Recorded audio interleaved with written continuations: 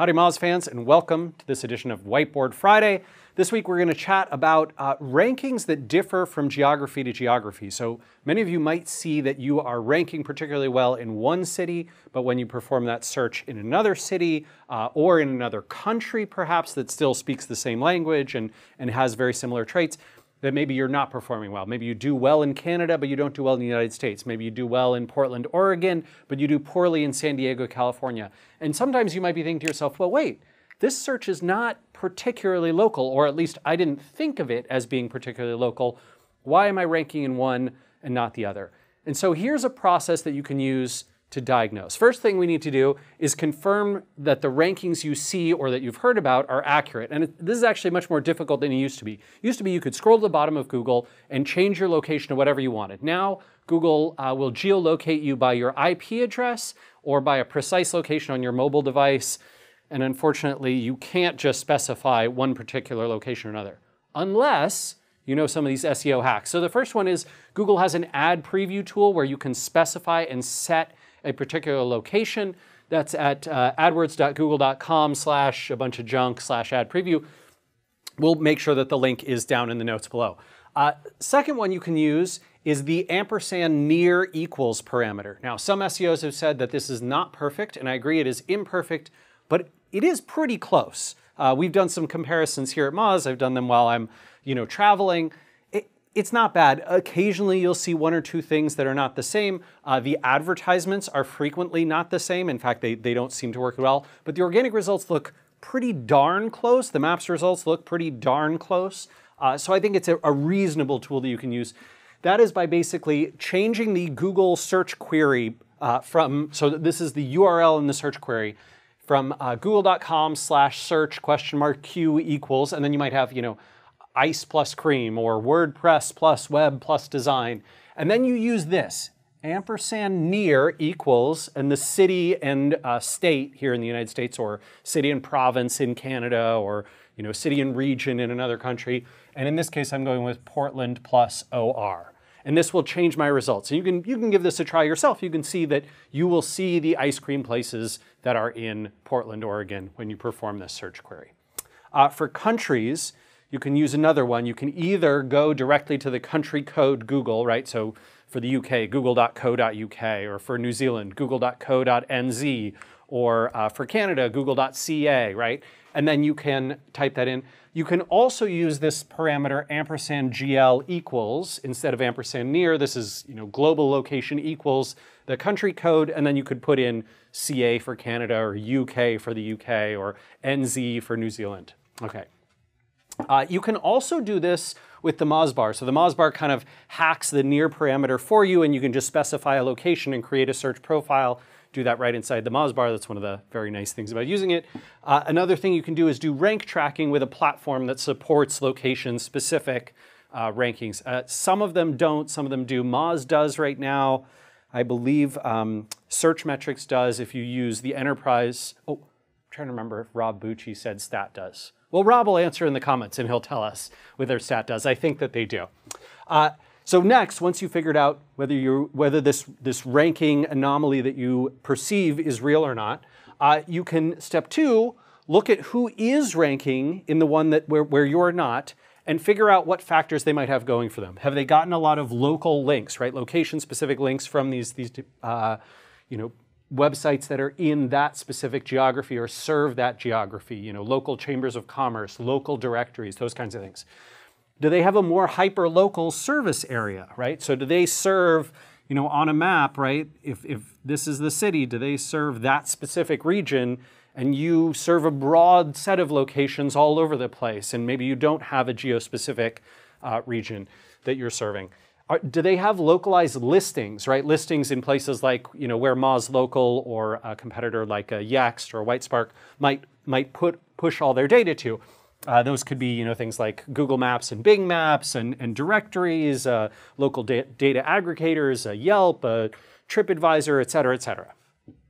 Do they have rankings in Google Maps? If you go and look and you see that this website is ranking particularly well in Google Maps for that particular region and you are not, that might be another signal that hyperlocal intent and hyperlocal ranking signals, ranking algorithm is in play there.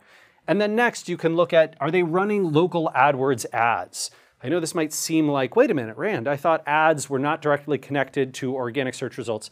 They're not, but it tends to be the case that if you bid on AdWords, you tend to increase your organic click-through rate as well, because people see your ad up at the top and then they see you again a second time, and so they're a little more biased to click. Therefore, buying local ads can sometimes increase organic click-through rate as well. And it can also brand people, with your particular business. And so that is one thing that might make a difference here. Step 3, so we're not considering who's ranking, but we're considering who is doing the searching, right? These location-based searchers and what their behavior is like. Are they, for example, less likely to search for your brand because you're not as well known in that region? Are they less likely to click your site in the SERPs because you're not as well known? Is their intent somehow different because of their geography? Maybe there's a language issue or a regionalism of some kind, right? This could be a local language thing, even here in the United States, where parts of the country say soda and parts of the country say pop.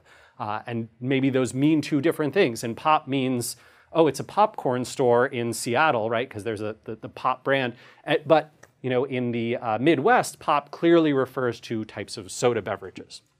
Are they more or less sensitive to a co-located solution? So it could be that in many geographies, a lot of your market doesn't care about whether the solution that they're getting is from their local region.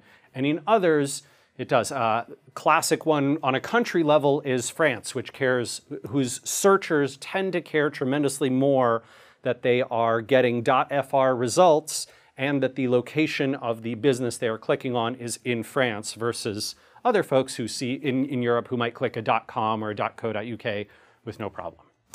Step 4, you're going to divide the search queries that you care about that have these challenges into 3 different types of buckets.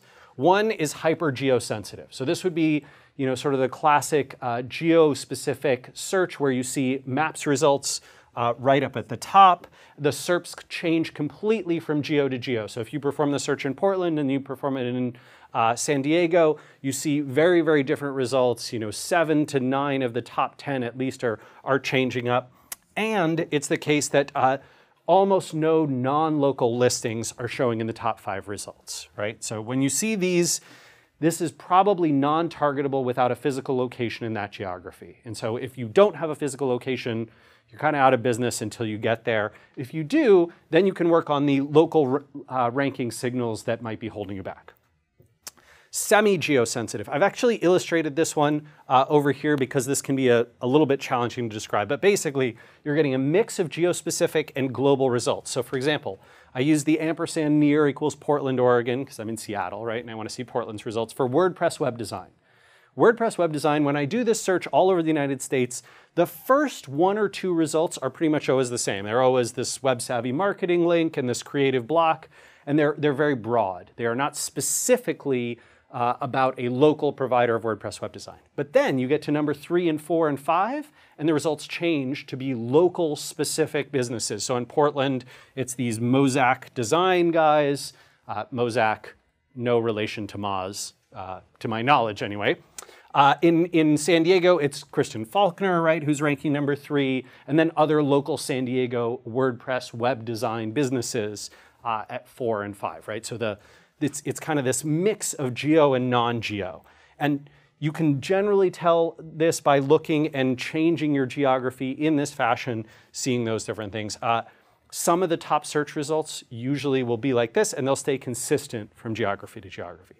In these cases, what you want to do is work on boosting those local specific signals. So if you are ranking, number 5 or 6 and you want to be number 3, go for that. Or you can try and be in the global results, in which case you're trying to boost the classic ranking signals, not the local ones, so you can get up there. For non-geosensitive, right, those would be, I do this search, I don't see any local specific results. It's just a bunch of, nationwide or worldwide brands. There's no maps, usually only 1, maybe 2 geo-specific results in the top 10, and they tend to be further down. And the SERPs barely change from geo to geo. They're pretty much the same throughout the country. So once you put these into these 3 buckets, then you know which thing to do, right? Here it's pursue classic signals.